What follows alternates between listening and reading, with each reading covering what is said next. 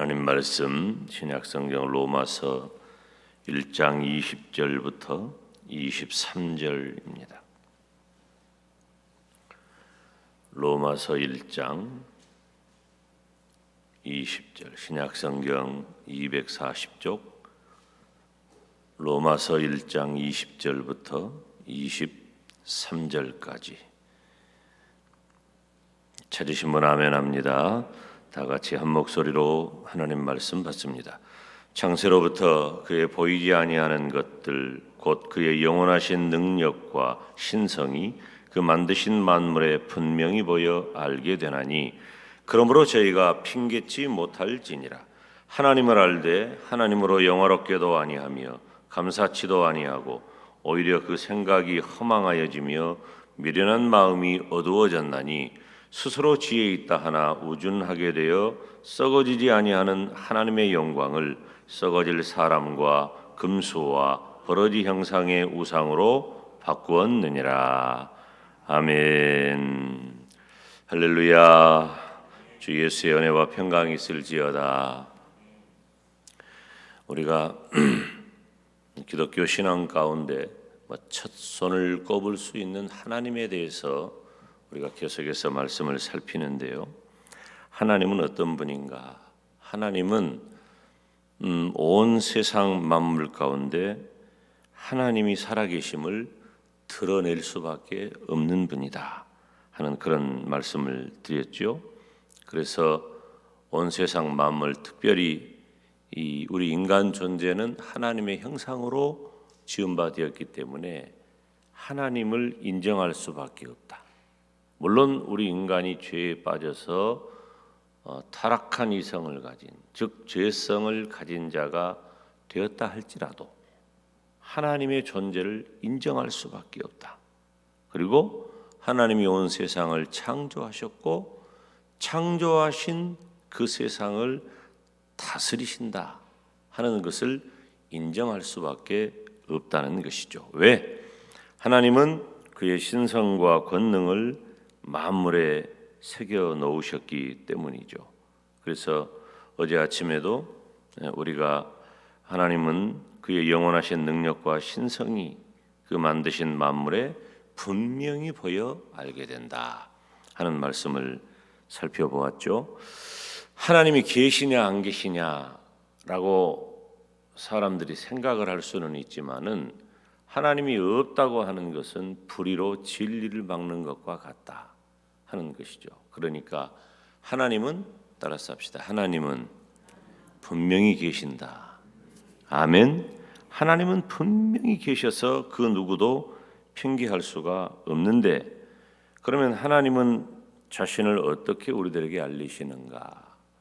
따라서 합시다. 하나님의 말씀 계시를 통해 하나님은 하나님 자신을 우리들에게 보여주신다는 말이에요. 이 계시라고 하는 말이 보여준다는 말이에요. 이렇게 나타내고 드러내고 보여주는 것을 계시한다는 거예요. 우리가 무슨 계시받았다 하는 것은 사실은 지금 이 시대에 우리들에게 적합한 표현이 아니죠. 계시는 오직 성경을 통해서만 우리 하나님은 저와 여러분에게 나타내 주시고 보여주시고 드러내 주시는 거예요. 조금 이따도 언급을 하겠지만 그러면 하나님을 하나님 되게 증명할 수 있는 것은 이 세상에 어디 있을까? 물론 우리가 올해부터 계속해서 말씀을 살핀 대로 하나님은 온 세상 만물 가운데 자신을 드러내셔요. 이것을 자연 계시라 그래요. 자연 속에서. 그래서 떠오르는 태양을 보면서 그리고 온갖 풀과 꽃과 나무와 짐승과 세상 가운데 하나님이 살아계심을 분명히 우리들에게 계시하는데 보여주시는데 문제는 뭐예요? 우리 인간이 죄 때문에 어두워진 거야. 죄 때문에 어두워져서 깨닫지를 못해. 그래서 하나님을 하나님되게 인정하지 못하고 썩어질 금수와 버러지 형상으로 바꿔버린 거예요. 그러니까 하나님을 하나님으로 섬기는 줄 알고 섬기는데 썩어질 금수와 버러지 형상, 사람의 형상으로 바꾸어서 온전한 하나님을 섬기지 못하고 타락한 죄성에 쌓여있는, 다시 말하면 막연하게 우리들에게 허락하신 그 신존재, 신의식을 통해서 막연하게 하나님이라고 섬기는데 그것을 우상이라고 말한다는 거죠. 그러면 어떻게 해야 하나님을 알 수 있을까? 여러분, 하나님을 우리들에게 분명하게 보여주는 것은 하나님 자신이세요. 그래서 하나님만이 하나님을 우리들에게 정확하게 알려주신다는 거죠. 그러면 하나님을 우리들에게 가장 정확하게 알려주시는 것은 하나님의 말씀 안에서만 가능한 것이에요. 그래서 여러분 봐요. 따라서 합시다. 하나님은 영이시다. 하나님은 영이시기 때문에 우리들이 느끼거나 만지거나 보거나 하는 방법으로는, 따라서 합시다, 절대로 알 수 없어요. 그런 방법을 통해서는 우리가 사람들이 무언가를 지식을 체득하려고 하면은 어떤 방법을 통해서죠? 우리가 눈으로 보거나 만지거나 느끼거나 이런 방법을 통해서만 우리들이 지식을 습득할 수 있잖아요. 눈으로 보니까 알고, 만져보니까 알고, 느껴지니까 알고, 이런 걸 뭐라 그래요? 지식이라 그래. 이런 건 확실한 거지. 내 눈으로 봤는데 뭐 더 이상 필요해? 확실한 거야. 손으로 만졌는데 이건 뭐 확실한 거지. 그런데 하나님은 영이셔서 눈으로 보거나 손으로 만지거나 뭐 어떤 것으로 느끼거나 이렇게 할 수 있는 분이 아니란 말이에요. 그러면 하나님을 알 수 있는 방법은 뭐냐? 단 하나, 하나님의 계시하신 말씀을 통해서만 우리들에게 보여주신단 말이에요. 그러니까 우리가 하나님을 알 수 있는 방법이라고는 오직 하나, 하나님의 말씀을 통해서만 우리가 하나님을 알 수가 있다는 것이에요. 그러면서 우리는 하나님에 대한 지식과 확신 가운데 거하게 되는데, 하나님은 어떤 분인가? 물론 지금 조금 서론적인 부분을 지금 며칠 동안은 계속 살펴야 되기 때문에 잠깐 이렇게 여러분들에게 언급을 하고 지나가요. 하나님에 대해서 가장 확실한 것 중에 하나는 하나님은 스스로 계시는 무한한 영이라고 하는 거죠. 하나님은 어떤 타 존재에 의해서 생성된 분이 아니에요. 하나님은 원래부터 계신 분이고, 아멘. 하나님은 원래부터 계신 분이고 원래부터 계신 그 하나님이시기 때문에 스스로 계신 분이에요. 그래서 하나님은 그 어떤 존재에 의해서 만들어지거나 생성된 게 아니라 하나님은 원래부터 계시고 스스로 계신 분이셔서, 그러기 까닭에 하나님은 창조주 하나님이 되시는 거예요. 하나님은 스스로 계시고 원래부터 계신 분이기 때문에 하나님은 창조주 하나님이 되신다는 거죠. 그래서 우리가 하나님에 대해서 잊지 말아야 할 것은 하나님은 스스로 계신 분이다. 첫째로 하나님은 영이시다. 둘째로 말씀을 통해서만 계시하신다. 세 번째로 하나님은 스스로 계시는 분이다. 스스로 계신 하나님이 창조주 하나님이 되신다는 거예요. 그러니까 하나님 이전에는 아무것도 없었어요. 하나님께서 만드셨을 때 비로소 온 세상 만물이 생성이 된 거예요. 그래서 창세기가 굉장히 중요한 의미를 갖죠. 그래서 어떤 분은 그런 말을 해요. 창세기 1장 1절을 믿으면 신구약 성경 66권을 다 믿을 수 있다. 그런데 창세기 1장 1절을 믿지 못하면 성경을 하나도 못 믿게 된다. 창세기 1장 1절이 뭐예요? 태초에 하나님이 천지를 창조하시니라. 이 창조라고 하는 것은 두 가지 의미를 가져요. 창조는 완전히 아무것도 없는 가운데 하나님께서 만드신 그런 의미의 창조. 우리가 이런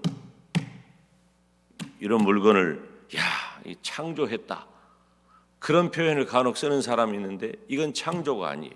우리가 이거 없는 거 만들었잖아요. 이 강대상도 없는 걸 만들었지만 이것을 창조라고 표현하지 않아요.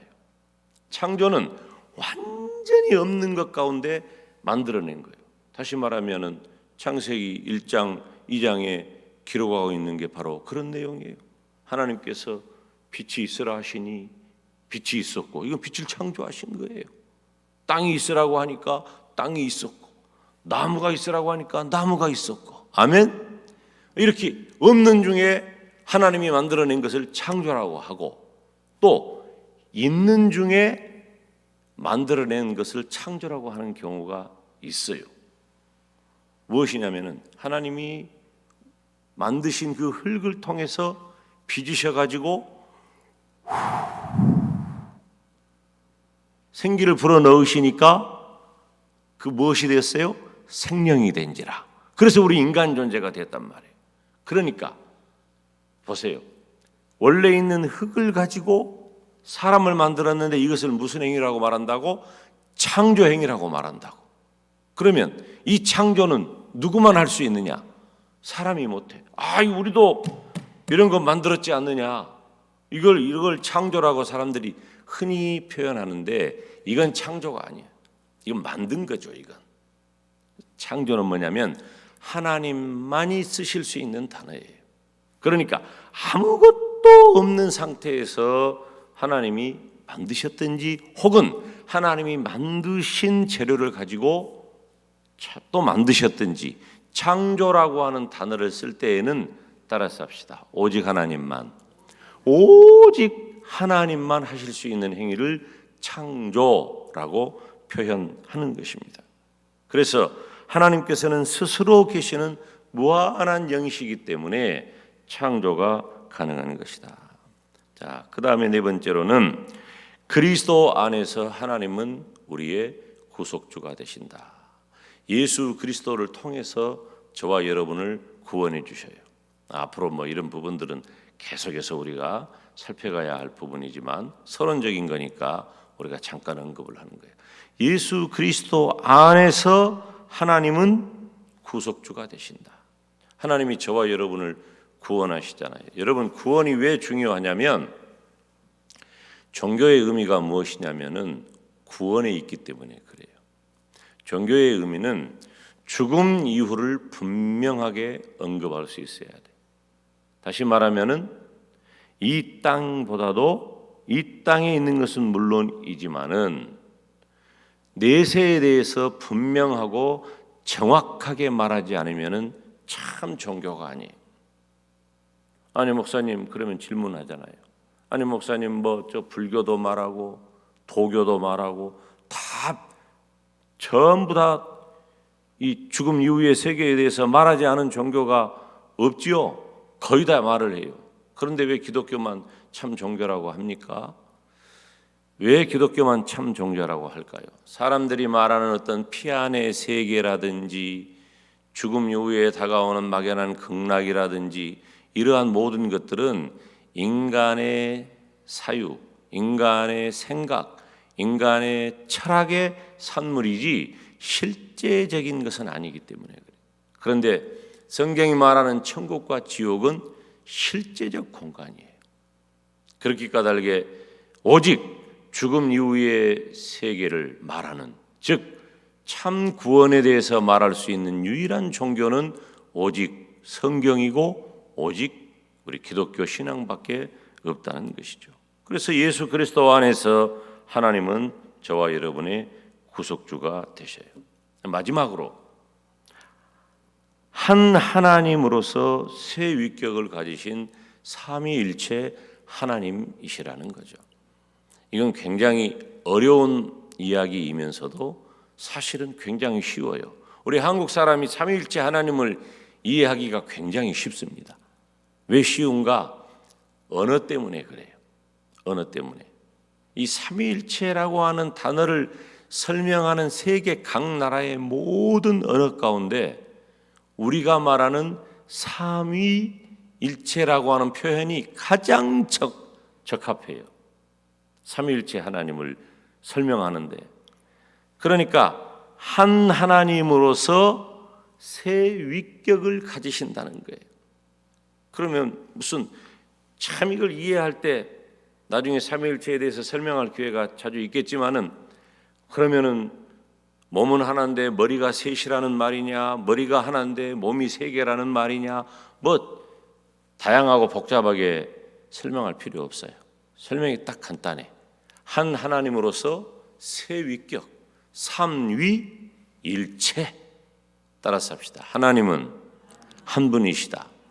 하나님은 한 분이신데 성부, 성자, 성령 세 위격으로 존재하신다는 거예요. 그리고 세 위격으로 존재하실 뿐만 아니라 활동하신다는 거예요.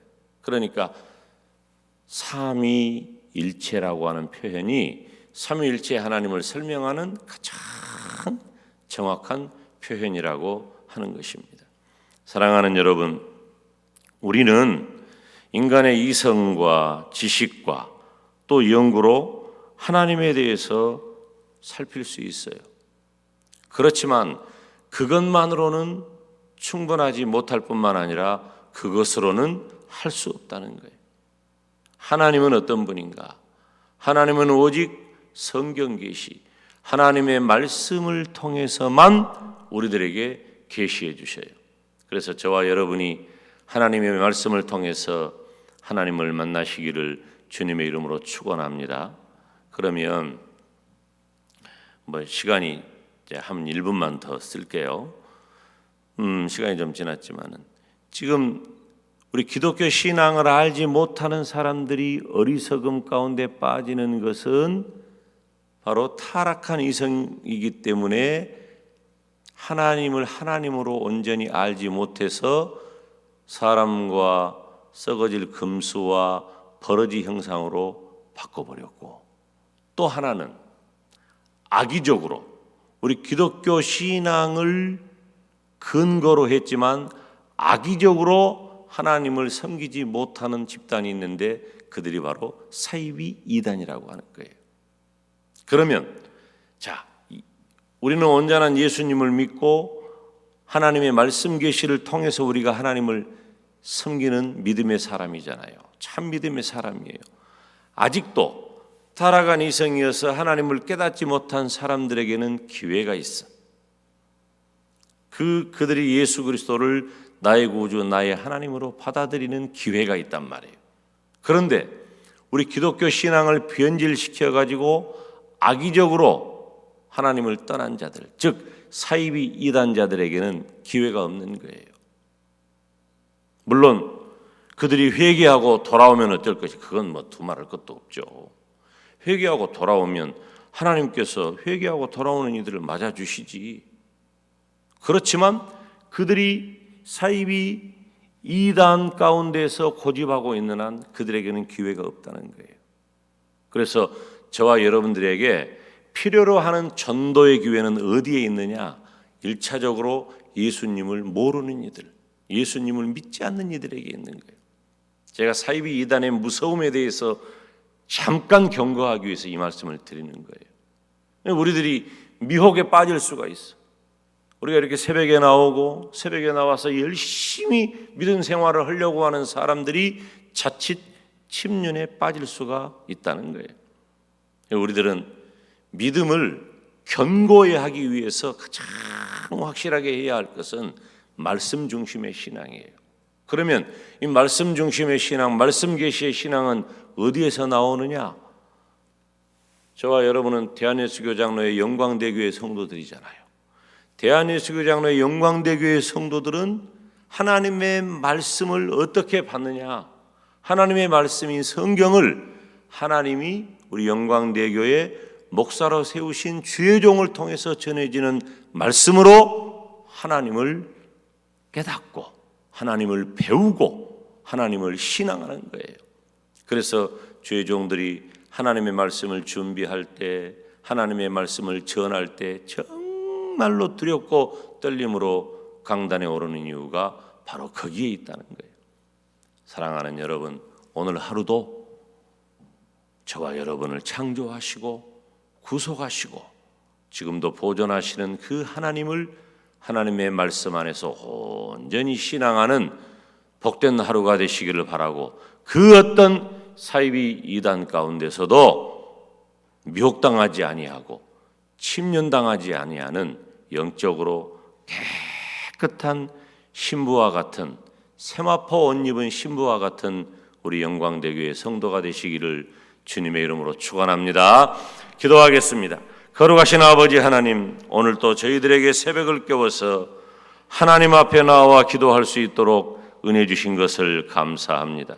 예배당에 나와 하나님 앞에 기도하는 주의 백성들이든 또 온라인 생중계 영상을 통해서 하나님을 찾는 주의 백성들이든 하나님께서 축복하시고 은혜를 더하여 주시옵소서. 무엇보다도 하나님을 분명하고 확실하게 하나님의 말씀을 통해서, 특별히 영광대교의 모든 성도들은 이 강단에서 흘러나오는 하나님의 말씀으로만 하나님을 신앙하는 복된 성도가 되게 하시고, 사이비 이단이 창궐하는 이때에 어떤 미혹에도 빠지지 않도록 주님께서 은혜를 더하여 주시옵소서. 예수 그리스도를 믿는 믿음을 가지고 살아가기 힘든 이 세상입니다. 특별히 코로나19 바이러스로 인하여 온 세상이 힘들고 교회와 성도들이 힘든 때가 되었사오니 하나님 믿음 지키게 하시고 또 온 세상 가운데 덕을 세우게 하시고, 그리고 우리의 전도의 대상인 그들을 실망시키지 않도록 우리 예수님을 믿는 모든 성도들이 마음을 새롭게 하여 하나님을 신앙하는 온전한 믿음 가운데 거할 수 있도록 은혜를 더하여 주시옵소서. 하나님, 온라인 생중계로 예배하는 지금 이때에 하나님께서 온전히 공동체 예배를 회복할 수 있는 길을 열어주시고, 한시바삐 이 코로나19 바이러스가 퇴치되고 신약이 개발되게 하여 주시옵소서. 지금도 병중에서 있고 신음하는 이들에게 완치되는 은혜를 허락하여 주시고, 무엇보다도 현장에서 수고하는 모든 공직자와 의료진들을 주님께서 긍휼히 여겨주시고 아프거나 다치지 않도록 도와주시고 회복되게 하여 주시옵소서. 오늘도 정성을 다해 귀한 예물 드리는 손길을 주님께서 축복하시고 기도하고 목적하는 바를 이루게 하여 주옵소서. 이 새벽을 떼어 구하는 사랑하는 주의 백성들의 간절한 기도를 들으시고 응답하여 주옵소서. 예수님의 이름으로 기도하옵나이다. 아멘. 주 예수 그리스도의 은혜와 하나님 아버지의 사랑과 성령 하나님의 교통하심이 너희 무리에게 있을지어다. 아멘.